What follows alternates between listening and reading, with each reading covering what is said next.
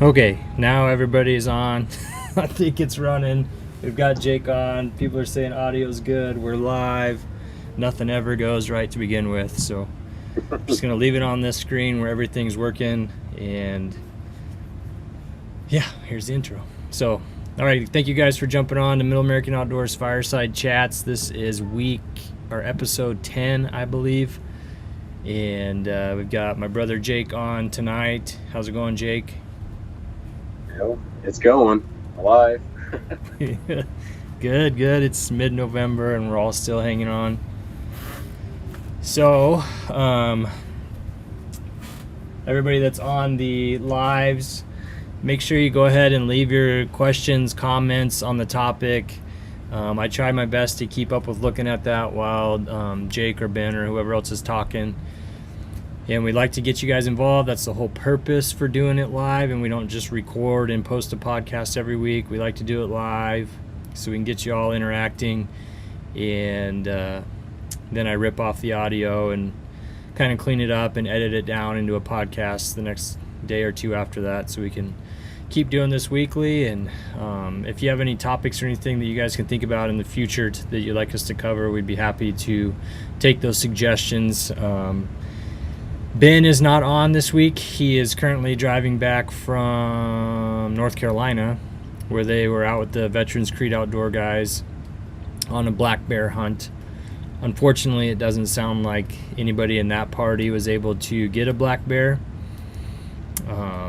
But some of the guys in camp when they were there did get some, and they got to go at least enjoy the camaraderie and be on the coast and try some different camp cuisine and some different cool things that we'll get those guys' stories from at another time. But looking back on who's on live, if you guys notice any audio or technical difficulties, make sure you jump on there right away. That way I know to get it fixed. But probably just going to leave it pretty much on this screen since I know it's working right. So we'll jump into today's topic, this week's topic, something I've been seeing quite a bit. And I know that some of our guys, we've all felt either this year or in years past, and we're describing it as, or coining the term as, the hunter's lull, as compared to October lull that we talked about earlier. And I guess what we mean by hunter's lull is this is kind of the time of year, especially for the bow hunters, that maybe got started early. And if you haven't punched that buck tag yet, you've probably had numerous opportunities that didn't go well, etc., or maybe you've been skunked too many times, and now you've got rifle hunters throwing some headache into it for here in Nebraska, and different gun seasons coming up. It's just making it even more difficult for the bow hunter, so it gets really hard to keep getting out there at this point of the year. It's something that Jake's kind of voiced earlier today, and so it kind of led to the topic for discussion. I don't think it's a topic that many people talk about, because one, you're basically admitting that you've not succeeded to this point and that it's getting to you. So jumping into it, just tell us what you're going through, Jake, that kind of led to this. Well, really earlier in the season, a couple hunts ago, which I can only hunt like once a week with work schedule, 6 days a week and everything, but had an opportunity. The opportunity was golden, the way it was designed to happen, and I didn't capitalize, which led me to wounding a good buck, which doesn't sit well for anybody that's an archery hunter. When you get an opportunity like that, and it just replays in your mind, because just how unique this buck was, I would have had him mounted, and just very disappointed in that. And since then, I went out 3 more times. I didn't get the camera out one time because I didn't see any deer. Second time was 3 or 4 smaller spikes and a couple does. And this is during the rut, so you expect everything to be, gold. Your good times to hunt. And last night, it was last night, I had my target buck that I had early season, big, heavy mass buck at 54 yards broadside for 45 minutes. and I couldn't shoot that. I'm not comfortable, especially this year, not getting a whole lot of reps in. But 54, that's a little past my shooting, but it's just one thing leads to another. You wish you would have stepped 10 yards closer or something, and it just gets after you. After so many hunts, you just get so close and just couldn't capitalize so far. But I got 1 week left before rifle season here in Kansas. And it's getting getting down to the wire. So I'm hoping maybe this next weekend, if Thanksgiving festivities doesn't take up too much time, but I hopefully get in there and try it again. It's just, frustrating. Yeah. I think that's probably a very common story for a lot of guys and gals that are hunting. Obviously, we've heard a lot to bow hunting because that's at the core of what all three of our guys do. We do a little bit of other hunting, but you're going to hear me refer to bow hunting a lot, and it has nothing to do with the bias. I don't think that the rifle hunters don't also go through this lull or depression for the hunter as well. It's just maybe a little more pronounced as the bow hunter, just simply because of the time into it. My first bow hunt this year was September 7th in Nebraska. So we'd be 2.5 months into that already. And it was 2 months into it when I was lucky this year and I got a buck. So yeah, I'm on a different scale this year, but I've definitely been there in the past. We're going to share some past experiences as well. But this year, I did get a nice buck right before rifle season here in Nebraska, but I did have, I went back and looked at it, and 200 hours is probably a little bit overestimation, but it was well into the triple digits of time spent in the tree stand. That's not counting time spent scouting and doing everything else and traveling, just time with your seat in the stand in a tree waiting for deer was well into the triple digits before I got that chance at that buck. And Megan can attest to, there were plenty of times when I came home and I was really frustrated just by the bad luck of, September 7th, I had a nice buck went by, and I didn't even think to pick my bow up because it was the first hunt of the year, and it was stupid on my part. And I probably should have tagged out on that buck right there on day one, and then slowly, hunt after hunt after hunt, I began regretting that more and more and more and more. And just things would go wrong. You pattern a deer and you know what they're up to, and circumstances you can't control. Like the property I was on, they had a rogue cow, so they couldn't get all the cows off in time for prime bow hunting there in mid to late October. And so I was constantly battling with these cows. You'll see that on the videos that are going to be rolling out in these next few weeks from the first part of rutcation here in Nebraska. And just stuff like that just wears on you. It's so frustrating, that stuff that you can't control environmentally. I think it was October 31st, so Halloween would have been a really good time to hunt usually. I think we all really like to hunt around that date, right at the beginning of November. And this year in Nebraska, Halloween was a full moon, which isn't all that uncommon, but it was like 70 degrees during the day and in the 50s overnight. So it was just full on action, still nocturnal. There was no reason for deer to need to be up and moving during the day if you weren't right on like water or something like that. They just weren't up and moving a lot because they could do everything at night still. It was so warm and so much light. And add to it, there was like absolutely no wind. So it was just the driest, warmest, loudest properties that you could get on. And it just felt like a jab that you put all this work in and just, it feels like nothing's going your way. And it really starts to get into your head, and everything starts to justify your thinking that, yeah, this is proof that things aren't going my way. This is proof that the cards are stacked against me. This is proof that I have horrible luck, and yada yada. It just starts to really mount really fast. It's a really bad head game. And so that's what we're trying to cover tonight, obviously show that we are human as well, and we go through it a lot.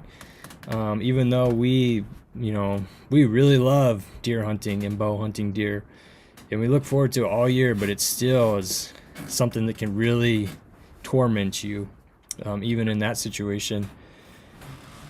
And last year I had a horrible year with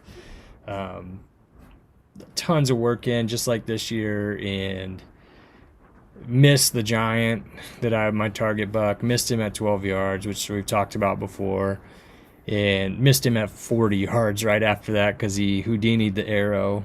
And it's just, man, just a jab right in the groin that felt like.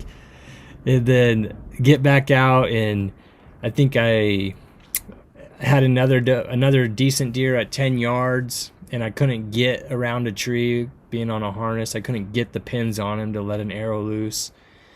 And then had him again later on that evening at like 30 and shot under him because I was stupid, and I turned my bow down because it was so freaking cold and I couldn't pull the bow back. Just some of those mistakes are bow hunter driven stuff that I'm learning. And some of those you can swallow a little bit more when you know it's something that you can fix and should fix. It gets to be really frustrating when it's environmental things that are stacking up against you that you just can't control. But what are some of your other experiences, Jake? You've been hunting for a long time. You don't have 180-inch deer every year. So what are some of your other experiences that you remember year to year that you've had to overcome, or what you've learned from that? Well, I could have put numerous deer to the ground. I faced target panic when I was younger, big time, through competitions. I used to shoot competitive indoor targets. I had target panic through that, which then developed into the hunting. I shot numerous deer in the no man's land, high backstraps. All of them deer lived. I had them on cameras. But just every time, you put in all the work and your arrow goes 6 inches, 7 inches high and hits right into those back, or whatever your shot is, right into the back straps. Or I've shot that more times than I have, double lungs, perfect shot. I've passed on a lot of deer, but those misses or them wounded shots, I just wish I would have totally missed, especially this year where I haven't seen this buck again. I'm kind of not wanting to shoot another deer just because that's the way, that's what we have all talked about. But what I've decided to kind of do, I've had some verification from farmers that they had seen this deer. One being this last week, he was checking his cows again in some tall weeds, and he bumped one, not around any other deer or anything. So which maybe he's still feeling a little wounded or something. And he had a limp to him and a messed up left side. I can't put my eyes to these, and I generally trust in the farmer. So I've got 3 cameras rolling, and I have a bunch of my target list bucks coming back in there, which is good. But once again, I just try to find that deer, see that deer. I think I saw 6 shooter bucks last night, which is one of the best nights I've ever had in a tree stand, which it was a good night.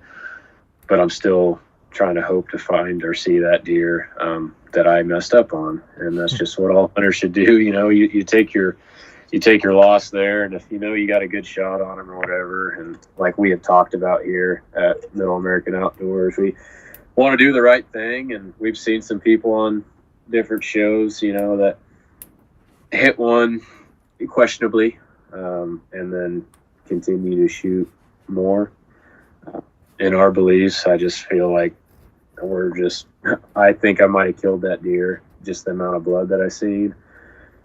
So I just try to look for proof on that, and that's what's weighing on me. I go out in hopes to see him, but you're hunting one deer, and there's so much pressure with pheasant season and rifle season coming, and all these out-of-state hunters. Who knows if that deer? It could be 10 miles away. I don't know if he's still alive or not. just hearing from other farmers that he is. But I can't tell you that 100% until I see him in person. Yeah, and he was pretty unique. I mean, if people see him, they're gonna know. I wish I would have put that picture up, but I didn't have it loaded up with. He had That's all what, right. like basically three main beams on the left, like Yeah, three vertical main beams. and he could have had a couple more years to him. He was dark in color compared to the bigger one behind him, so I know he was a little older than him. I just wanted there was a bigger one coming in right behind him. I just took this opportunity. It was at 7 yards. Went to stop him.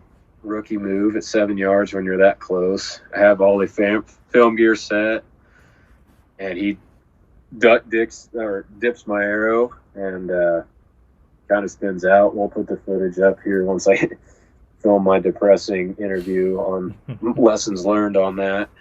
And then wheels out to 40 or 37 yards, perfectly broad, or quartering to me just a little bit. And I high shoulder, and that arrow angled down and back, and blood for 400 yards is really good. And then it just clotted. And tracking dog, big long process. We'll show it in the video.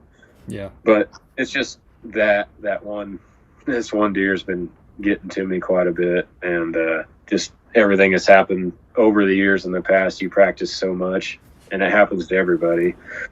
But when you release that arrow, it's all the moment of truth of what happens, and it just hasn't gone my way for several years over the past years.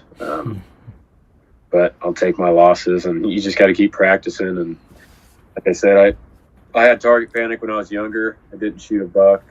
That one on my wall was 2012, and the one last year was my next deer after that. So, but in that time, I hadn't even drawn an arrow at one, hadn't even shot at one. The previous years before this one back here, 06 or 07 would have been my first buck. I had a few in between there, which 4 shots, like I was telling you, and it's just frustrating, or any hunter in general, when you get those opportunities and can't connect. But Yeah. you just got to keep practicing, Yeah. I don't have as many years into it as Jake does, but I told you my similar story. I have back here Jim Baker. Awesome to see you on there, man. If you guys don't know, we always give Jim Baker a tip of the cap. This is a man that is invested in seeing people get the opportunities, and I think he would give you his bow if it meant that you got a chance to go hunting. He sends a lot of gear to Middle American Outdoors and give it away, but I see you on here, and I want to give you a nod by reading what you said here. He gives an example. He says it's been very frustrating, almost 2 months in for him up in New York, and he hit a nice buck in the no man's land opening day. Let a good buck pass a few days later because, same as Jake, he's waiting to get another shot at the one he had wounded. Thankfully, Jim runs some Wi-Fi cell type cameras, and he said he's got him on camera 3 to 4 times the following 2 weeks. And then he also says, even though we learn from our mistakes, so do the deer, which is a really good point. And he's now in the mindset, or he's now in this hunter depression mindset, as he hasn't had a deer in range since those first couple weeks, and then your season gets off to a hot and heavy start, and hit a target buck in no man's land opening day, and then you're 2 months in after that, 2 months of just grinding it out. With that in mind, that I'm sure he's in the same mindset of you, Jake, that he's at least wounded that deer. He's at least got it on camera that it's still alive, but he's sticking to that buck and letting others pass, and now he's getting dried up. And that's really the hard part of bow hunting, guys. Like, I'll go back when we first moved back to this side of the state. I was just literally learning to hunt whitetail, especially with the bow, and put a ton of work on this tiny little piece of public, and everything finally came together. I was really obsessed with like wind and pressures and the pattern of this buck, and he was only jumping onto public for like this tiny little piece, and it just had to be absolutely perfect.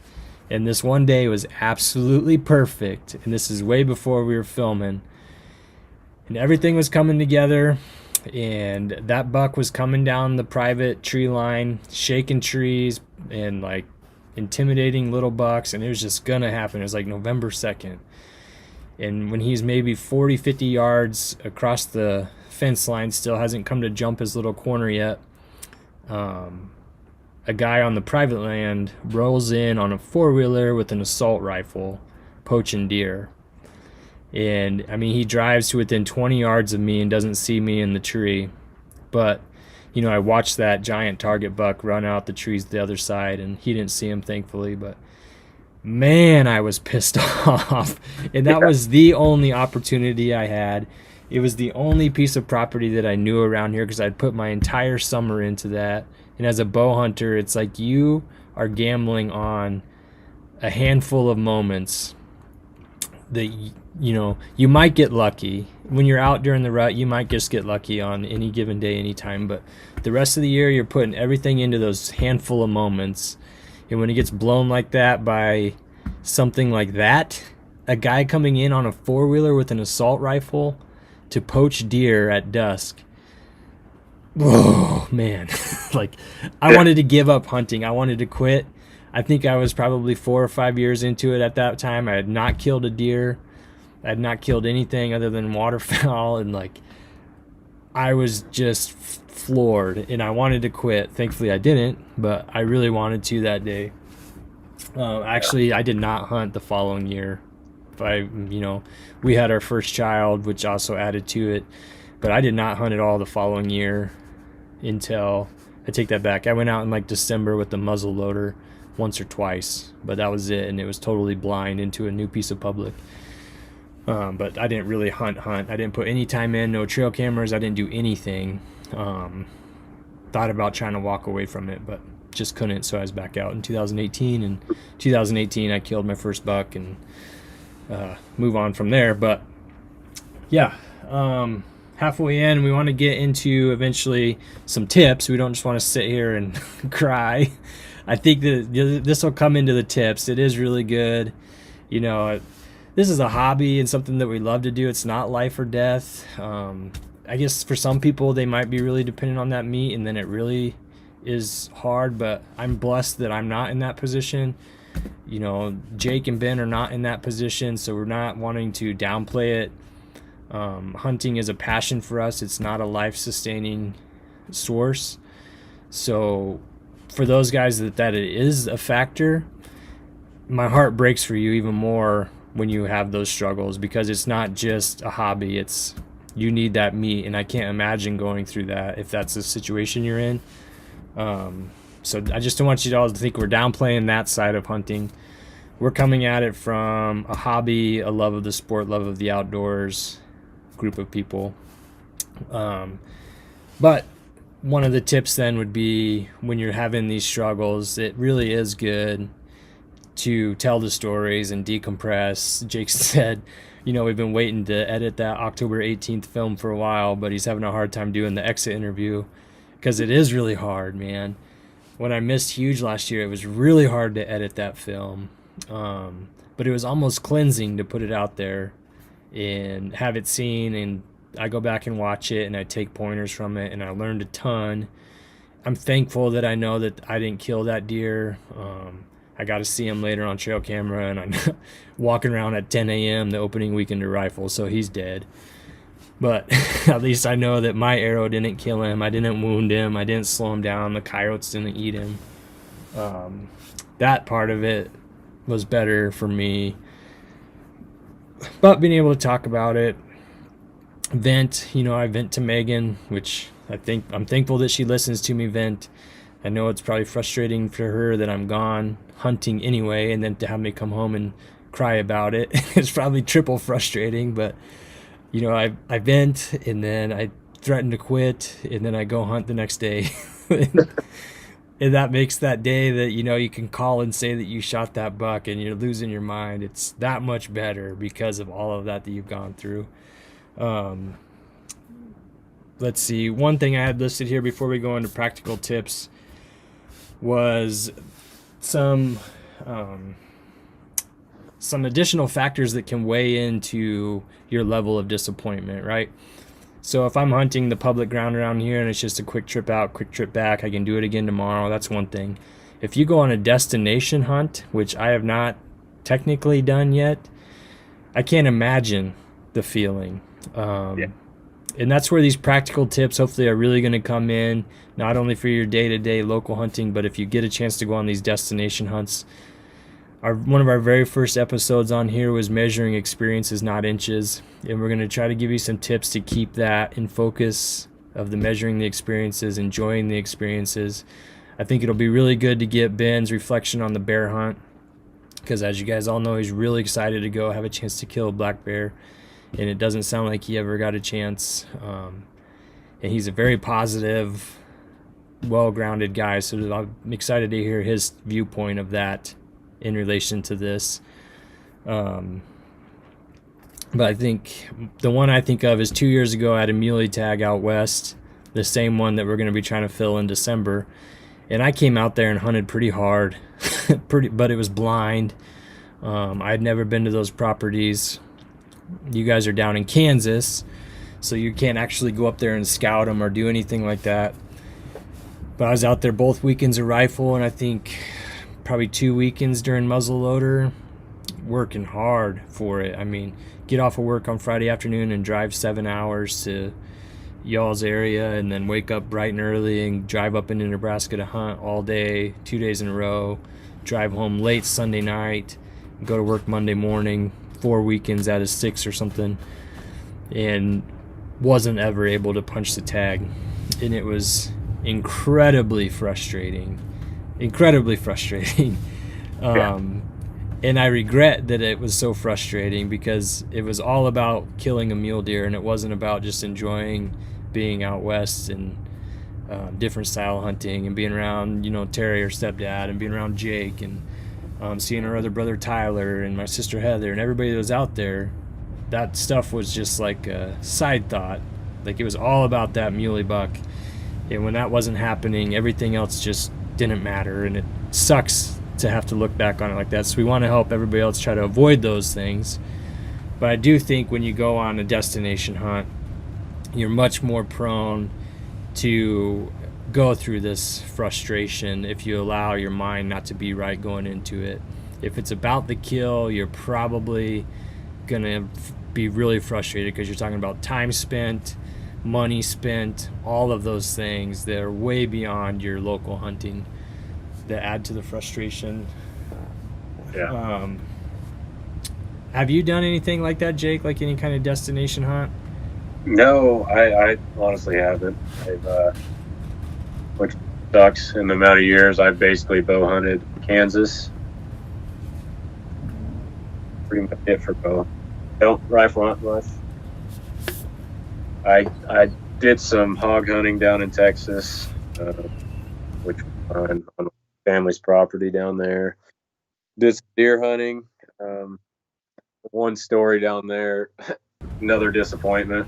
Once again, many from Jake, but I was on one of our family-owned pieces there, of course, deer feeder in Texas and everything like that. But I shot this management buck as a big 3x3, facing right at me with a rifle at like 150 yards, and I dropped that deer right in his tracks. It just hopped the fence. I turned around, and the guy was driving up, and I looked back, and that deer was hopping the fence to the other property and was gone, never to be seen again. That deer I thought was dead. It dropped like a hammer. Never seen him again. That's another disappointing thing, but I wouldn't say that's a destination hunt, more or less than family property management in a different state. But I'm looking, hopefully get out to Colorado. We got a few connections lining up for doing that in the next less than 5 years, I would hope. But, next year. Yeah, yeah, next year. I would love to. I We're say gonna go that. camping and look for elk with bows. Yeah, if I even find an elk shed, I just want to find one myself because I'm a big shed hunter, of course. Yeah, But even if I go elk hunting and find an elk shed, I'd be stoked yeah, because I like shed hunting a lot. Sometimes more than deer hunting when it comes times like this, because it's always nice finding even a little antler. But yeah, hopefully next year we get out there and can do some hunting. yeah. I think this will be huge for us when we've always been talking about elk hunting. It's funny that you brought that up because when you talk about that deer hitting the dirt and getting up, I hear a lot of times about elk doing that. Yeah. Especially with gunfire, with firearms seasons. I hear a lot where elk will just drop dead and then reload fast because in the next 15 seconds they're going to pop up and take off. It's just weird. But we've been talking about elk hunting and trying to get our expectations right, and that's going to be part of these practical tips. So jumping into the practical tips, I think the first tip, Jim's back here again. He said that he's glad he doesn't have to edit film because it hurts just talking about it, but it definitely helps to talk about it. And I asked him if he has any other tips from his years of hunting, so we'll see if he has any tips to add to this. Some of the other guys on here, Tim, I see yours says, Tim's from my area, and he says, for me, the deer have just disappeared hunting on public and now on some of the private, and they've been on cams after dark. We kind of talked about that a couple weeks ago as far as the rut. It's unseasonably warm, I would say, most of the days here in this part of Nebraska as well, which contributes to that being able to be more nocturnal. The rut's going to happen regardless, but rifle season obviously makes all the deer more skittish, and they can go more nocturnal if it's this warm, and they don't need to be up and moving during the day when it's this warm as much. But anyway, that's a good example of experience, especially on public. Super frustrating then, because there's another element that you can't control: pressure. If you don't have private lease, you can't control pressure. What are you going to do about it? Puts all that pressure, especially on the bow hunters, to try to punch that tag before the gun season starts, before the pressure kicks up. And yeah, that's when the frustration really starts to mount, I feel, is mid to late October in Nebraska, when you've been hunting for 2 months now and you know the rifle's right around the corner, the Orange Army's coming, and if you're not getting it done, it's going to be really hard to get it done. And I mean, you can get it done late season, you just got to bundle up, son. And it's going to hurt. Just don't turn your dang bow down, because then you'll really be kicking yourself. So getting into the practical tips, the first tip that I have written down, well, Jamie, I'll just acknowledge your question that we try not to get into politics at Middle American Outdoors, because Jamie is our friend from Alberta, and he asks, so now that the Blues got power coming, how's that going to affect hunting for you guys with owning firearms? And all I'm going to say, Jamie, is we live in the Midwest, son. We're not going to get into politics beyond that. So I don't even know if the Blues know that we exist. They will. That's about my only political comment. We'll just stay hidden here in our small towns and just keep doing what we're doing. So, practical tips for keeping after it. The first tip I have written down, and Jake, if you have any that you didn't see on the list you want to chime in or add to, just let me know. But the first one I have written down is just having the right goals from the start. I think it's pretty easy to say, in August and early September, that the reason that you hunt is you love being outdoors and you love this and you love that, and in the back of your mind you're wanting those antlers. And as the pressure mounts and you're not getting those antlers, those, I guess maybe your true colors start to show. And so just really keeping yourself grounded. I mean, if you're an antler hunter, Sure. That's fine. You can be. I mean, if you're a trophy hunter and you do it ethically and legally, I have no problem with that. That's not me. And if that's not me, then I need to not judge my success based on that, right? And I think one thing that adds to that, which is my fourth point on here, is take in better, more realistic content. Like if you are absorbing all this hunting content, take in realistic content, guys. If you're a blue collar worker and you're working 40-hour weeks, 60-hour weeks, and you're, a weekend warrior out in the field, don't judge your success compared to Joe Blow, who hunts 120 days a year,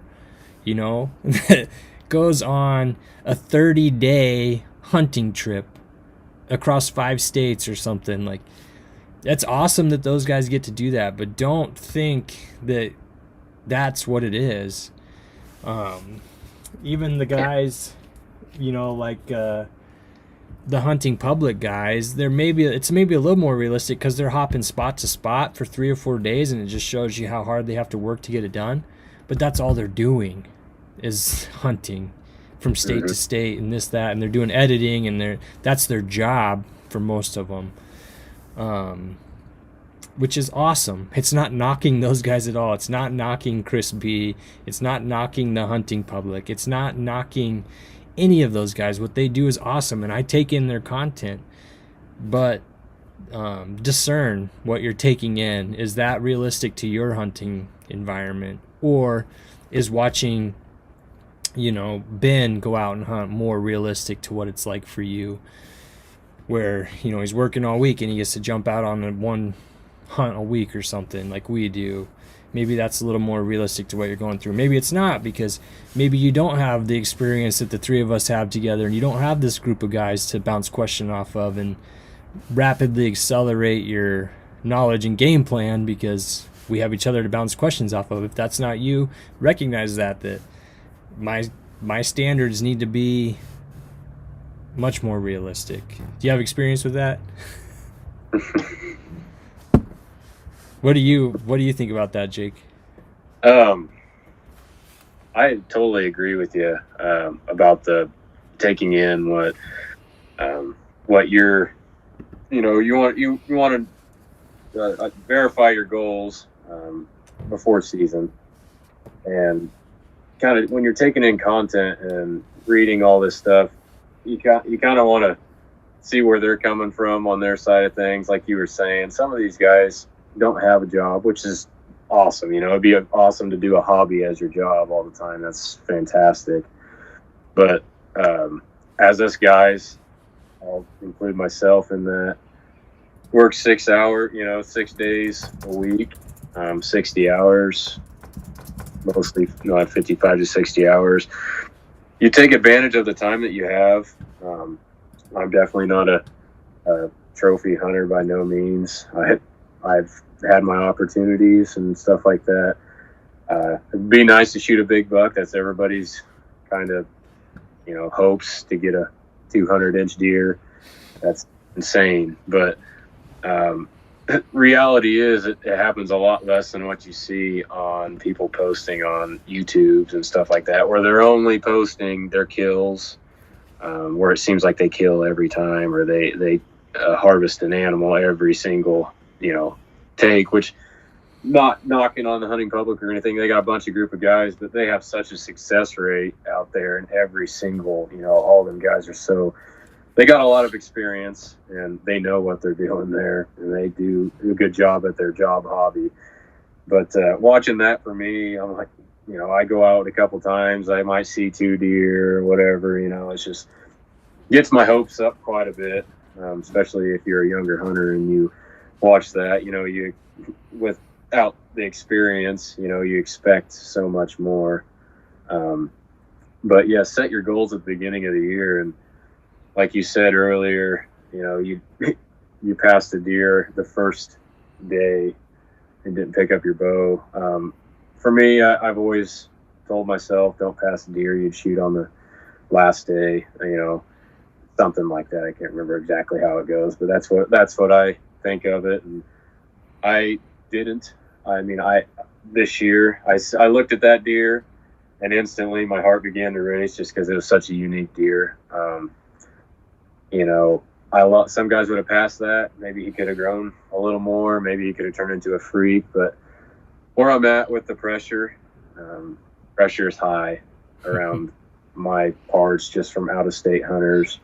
Pheasant season, rifle season being late is a bonus here in Kansas, but just every other property is walk-in hunting, and it's really hit really hard. I'm blessed to be able to hunt the private lands, but it's only a quarter of a section is private, and then the rest is, it's not huge, vast stretches of timberline. I got 400 yards of private, 400 yards of public, 400, it's just the pressures and everything. It's just, those deer don't live in your quarter. They're just not. They're not pressured in your quarter, but they're still pressured, well-educated deer, like Jim was saying, where deer are learning from every experience too. And you might not have encountered them before, but they've encountered 6 other hunters that educated them and put them on watch, and now they busted you because of it. Yeah, it's just like that buck last night. He was on the leased property. It's about 80 yards away, and I grunted as loud as I could. He the first time I grunted, he looked over in my way, and you could tell he's been, called at before, because I could do whatever I wanted to do. I could blow that grunt call as hard as I could. He didn't give a crap, he just whatever, Eventually he worked over onto the piece that I have permission on, but I don't know what that deer kind of went through. I hadn't seen him since the first week I ran trail cameras. He could have been encountered by 10 other hunters. Like I said, that ground is leased to some Texas outfitters that I hunt around. And I don't know what they do. They come in there for weeks at a time. It's just, I don't know. Yeah. So gets through some of these comments and questions to acknowledge. Wildman307 says, "Hi guys, how's it going? Good to see you, man. Thanks for jumping on. Let us know if you have any questions or comments on the content." Let's see. Michael Blodgett says, What's up, Lodge? "Have you seen some giant bucks being harvested?" None, Michael. There's none around there. I think you probably want to give up hunting this year, right? Yeah, just back in Blodge, and season's over. Orange Army's coming out, and it's done for. When Jake was talking about those 6 shooters that he saw last night, it was totally different place, man. It wasn't anywhere near you. 400 yards away, I seen these deer. I didn't rifle range. I didn't see anything bow range hardly. But yeah, I don't. He knows exactly where I hunt too. So Blodgett, you better stay away from there, buddy. With rifle. Some more on here. Boy, let's see. I asked Jim if he had any other tips. Like I mentioned Jim earlier, Jim has a lot of experience in hunting, especially compared to us. And I like to get other people's opinion. It's probably much different too in New York. I can't imagine. But let's see. He says, I think you said it best. Whether it's destination or hometown hunt, you need to really go in enjoying the experience. It's never been about the kill for me. Doesn't mean it won't hurt when something goes wrong, but don't beat yourself up too much. Whitetail is what I hunt exclusively, and they are amazingly tough animals with 2 things in mind: survival and passing on their genes. Which is right. Donald Thomas is our veteran hunter at the Air Force, active Air Force. It was hunting with Ben, and he'll have a video coming out soon. So he took a nice buck with Ben last weekend or 2 weeks ago now. Can't remember. But he just said manage expectations, and I just asked him to clarify that a bit. He says, your average hobby hunter nowadays gets crapped all over by everyone else that is also a hobby hunter or wannabe hobby hunter. And that is so right, man. That was the whole point of the experiences over inches thing. You see people just ridiculing the heck out of everybody else, and it's just disgusting. So, and that's just what kills expectations. These, if you're taking in the content where it's kill content, and those guys are hunting outfitters and they're paying $5,000 to kill a whitetail,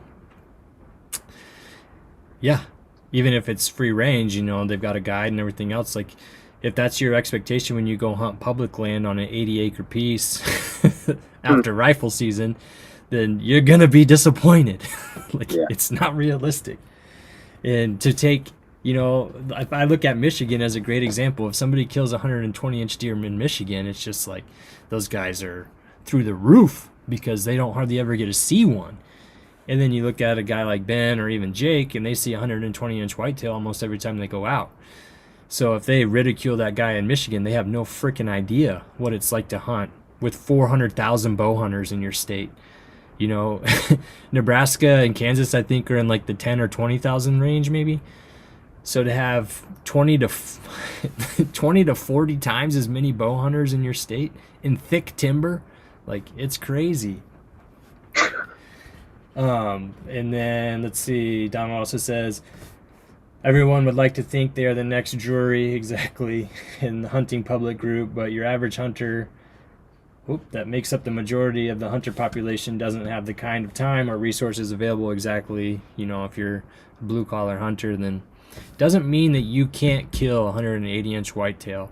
It just means that don't go out there. I take that back. If that's what you want to go hunt it. If that's what you want to judge your season on it.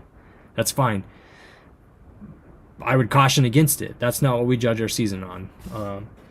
Anybody that's followed me the last 2.5 years knows that. I document every single hunt because I want people that follow along to get a true understanding of this is what it looks like, especially for a 32-year-old or 35-year-old teaching himself how to hunt on small public pieces, hunting incredibly smart whitetail that get highly pressured. This is what it looks like. And here's my ups and downs. And I've killed two bucks, basically. And the one that I just killed recently hasn't come out on video yet, but by far, way above any expectation I would have realistically had for this year. And that's why I was floored by it. I think about those things, and I always have those bucks in mind and targeted, but I don't think it's realistic for me to think I'm going to kill one.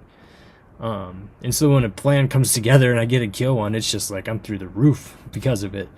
But it's not the expectation. It's not the norm by any means. It's the exception, not the rule, basically. And yeah, if you have private land and you can control pressure and you can control shelter and you can control, feeding and everything else, you can do everything. You can corridor these deer and feed them right and grow their antlers and protect them and all these things, then yes, your expectations should probably be a little bit higher.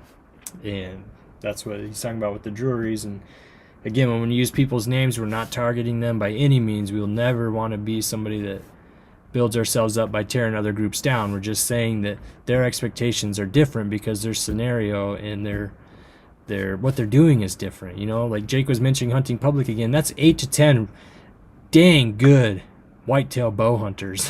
And they are younger, sure, but there's 8 or 10 of them. That's 8 to 10 times the experience coming together and putting their brains together full time.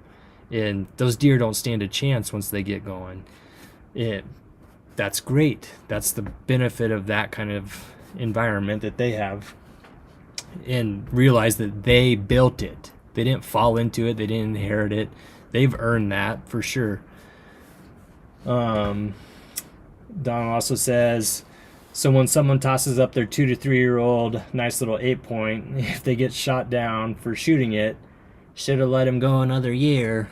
It's just total crap, which Donald shot a really nice deer, and he was pumped about it, and we shared it, and we'll share his video. It was a really nice deer and a really great experience. And for anybody that I'm assuming he's personally had some comments made, is maybe a 100-inch deer, I'm guessing. But it was a beast. It's a corn-fed Midwest whitetail beast that immediately went to feeding his family, which is awesome. And to destroy that is just ridiculous. Yes, it was shot in a place where there's 160, 180 inch whitetail that live there. Donald went there on a whim. He drove down to hunt with Ben, and he actually got a shot at a big one and missed it, which is exceptional opportunity. Just hit a branch, but was able to harvest a great whitetail legally and ethically with a clean kill, harvested it, took it home, fed his family with it. Amazing. You should not have to feel any remorse for that at all. Let's see. Man, there's a lot here. All of a sudden. I'll keep reading through these because I want to do you guys a service. We said we would. Jim says to be in the moment is another one as he thinks about it. As he thought about the tracking part and where he would head due to the location on public to private land, as I am trying to send the arrow. Pressure I didn't need. No excuses, but when you start multitasking, it just adds to potential for mistakes, which is the crazy part about bow hunting. Go back to the hunting public. I was just watching Zach today, hunting in Ohio. He's a ground hunting expert, it seems like, and he's the maestro of calling with his fight scenes in the leaves and stuff. Got a huge buck right into 3 yards, and he didn't have his bow where he could get his hand on it. And here's a stud of a hunter made a mistake, right? And it happens. There's so much that can go wrong, no matter how much you plan for. But part of being an ethical bow hunter is working on those things, obviously. Donald says, so when you're expecting to have the same results like those that do this for a living, but what you actually achieve due to either time, resources, availability, etc., then to have that achievement shot down, it gets disheartening and makes whatever you can define as successful hunting insignificant to others.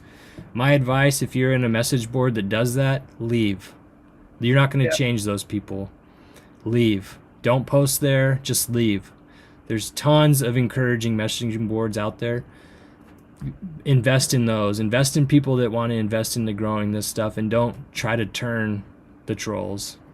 It's not worth it. So it comes to managing your expectations for what you can realistically achieve. We definitely agree. Jessica Rogers, good to see you on here. This is a gal that reached out on the nationwide message board seeking some advice for her first year bow hunting, and she has a young son, I believe. And I went into a public land in my county, and this girl walked up to me and she told me who she was, and I recognized her name from this nationwide Bowhunters of America board, which is just crazy. But she's on and has some questions for, how far in advance can we, I'll give you this one, Jake. How far in advance can we scout before season? Like, what would you be doing? Let's go real brief through the year. What would you do that you would consider scouting for next season? Well, I'm a lot of hunters instantly start scouting for the next year. It starts with shed season. Shed hunting is a great way to get your family out. You said you have a daughter or a kid, whatever you said there, Matt. You got a family, you can get out and shed hunt. That's great. It's a growing hobby for everybody. But that's in March, April, May, June, until the grass gets tall. That's when I first start, and then I roll cameras June, July for season, and that's how I do my scouting basically. And as far as driving around and stuff like that, but shed hunting March, April, May, and then cameras June, July, and hunt September. That's how I prepare for my season. I agree. Jessica, where we're at, shed hunting on the public is almost useless because they get rifled up so hard. I feel like they don't even come back until March, April. They start to maybe move in again, and they've already dropped their horns elsewhere by then. I've never seen a shed on any of our public ground.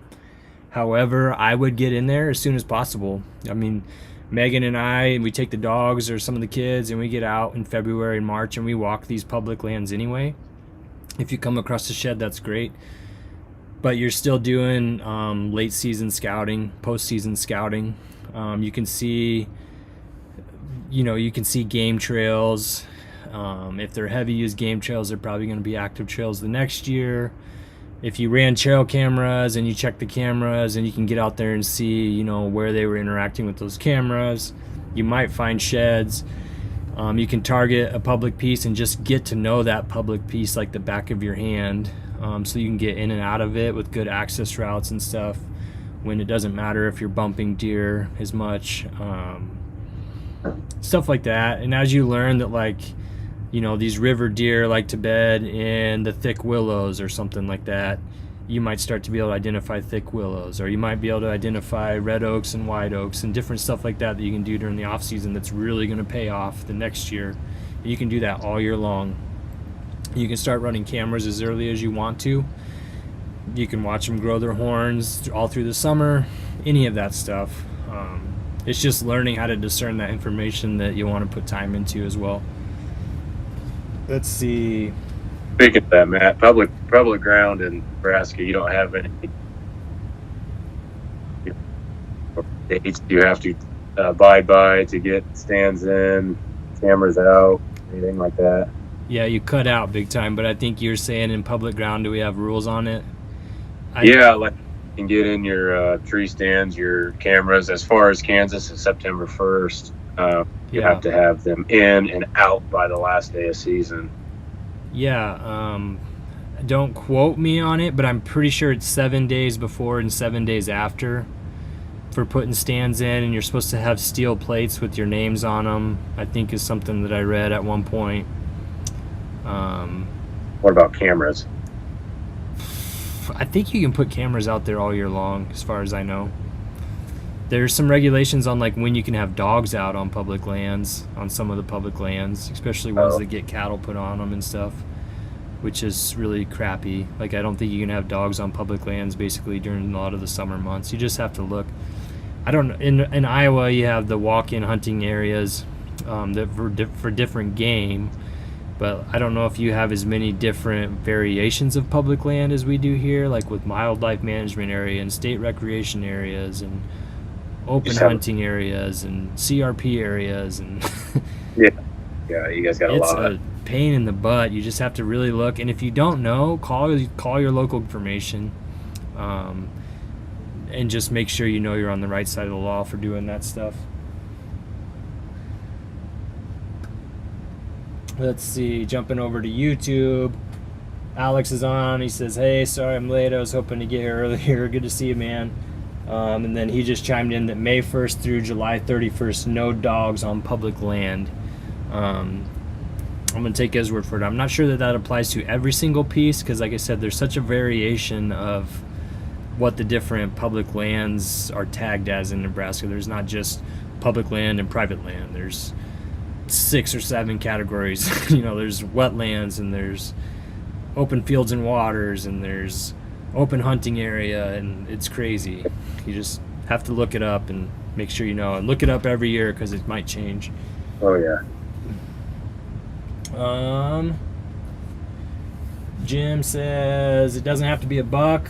One that sticks with me was a mature doe about 15 years ago. I never recovered the shot. It was good from the ground, but it hit a small branch just before impact. You can't account for everything. Amen. That's the hard part of bow hunting, man. I'll share a story another time. I missed a doe with a rifle yesterday with Joanna, and totally makes me sick even still today, because it could have been a great story of her first time ever going out hunting with me, and I blew it because guess what? I suck with the rifle. So do I. But yeah, I'm caught up on the comments. I'm going to move on from the comments and just go over these last couple points, so we don't like to get too long on these things, even though it's great interacting with everybody today. We do this every week, guys, and I hope you guys will start to keep chiming in. We'd love to interact with you more and longer, if you all are going to be on. If there's topics that you're really passionate about, let us know. That way we know we can cover those things and bring more people in that way. But some of the other points, I don't know if we covered them. Let's see. I just said, first one was, the right goals to begin with and stick to them. Drawing back to that, Jake mentioned again that buck on my opening hunt. It was a good buck. It didn't meet my criteria for what I had for that property, because it was private ground, part of the hunt club for Big Red Outdoors. and I'm pretty sure he's about 2.5 years old. And as I watched video back, he was just a lot bigger than I thought he was, but I'm still pretty sure he was too young for what I had in mind for property like that. So I didn't pick my bow up. And at that time, I was thinking, it's because I love to hunt so much. Why would I want it to be over right now on a marginal buck, probably? And if that's the thought then, it should not change 2 months later. It shouldn't suddenly change to now the horns mean more than to be able to keep hunting kind of thing. Like, you know, I wouldn't have wanted to shoot that 2.5-year-old at the end of the year. And hopefully I wouldn't have. Hopefully I would have stuck to my guns on that property. These things are, I mean, it's a continuum of things you have to consider, guys. Like, 2.5-year-old that looked like that on public land is a giant. Managed property that's private ground as part of a hunt club is a different story. And so you just have to take all that into consideration. But that day I didn't pick up the bow because I didn't want to be done hunting day one. And that's because I love it. Doesn't mean I'll pass every deer just to keep hunting. But if that's your mentality, then it shouldn't change as the year goes on. And let's see. Next one was defining success right. We've all kind of covered that and how it changes based on your circumstances and years experience and who you surround yourself with for learning, etc., etc. I put on here, breathe in more than the kills. So just enjoying that experience, being fully present in that tree or on the ground or whatever you're doing on that spot and stock, enjoying every minute of what you're able to do. Timely that Jessica just said she couldn't hunt this year due to having surgery. So she had put in all this time earlier in the year and trying to learn stuff and ended up not being able to hunt. So just having a real appreciation for, I was able to spend all this time in the tree stands. I've still got tags to fill and I'm still physically able to go hunting and enjoy this stuff. So just breathing that in, that if you ask a hunter in the summer why they love hunting, they'll say it's because they love being outdoors and those experiences and sights. Don't let that slip. Like, you know, don't miss that gorgeous sunset because that buck didn't come within 30 yards, you know, and you're pissed about it, but you just missed a harvest moon or something crazy, you know, like, just don't miss that stuff because you won't get it back. You'll get another shot at that buck, but if you're not taking that stuff in, that's why I love filming. I love what we do with self-filming. I love being able to film deer. A lot of times it makes it hard for me to pick up the bow like I probably should have occasionally, but just making sure that you're still grounded in this is what you love and this is why you love it. So you breathe it in, drink it in, get full on it, because it's only a couple months a year and then you gotta wait all year to do it again. We talked about taking better, more realistic content, or if you do take in the other stuff, just take it in with, you know, deciphering what you're taking in. Be critical, realize how you're taking it in. It's great to watch, it's fun to watch. You know, it's really fun to watch the crush and see the Lukowskis kill a 220-inch whitetail on their property. We don't all have property like that. It doesn't mean that he just wakes up and goes out and shoots a 20-inch deer, 220-inch deer. And I mean, he invested an entire year of work, maybe 3-4 years of work of keeping that deer on his property and safe and alive and fed and high nutrients and pressure down and the ecosystem intact so that he doesn't have social pressure so his antlers will grow, and all these things that he's taking into account, controlling, you know, chronic wasting disease and EHD as much as he possibly can, spreading out his food plots, keeping his deer separated, whatever you got to do, all that crazy stuff all year long to grow and raise that deer, and then he gets to harvest it, and then we get to see that 10-minute video and we just think, well, must be nice. Yeah. Wow. And don't even realize all that other stuff that goes into it. Yeah. But if you're going to watch that stuff, just take it in and just realize that kind of stuff. And you can do that. If you want to do that, do that. And then the last point I have, which I think is really important.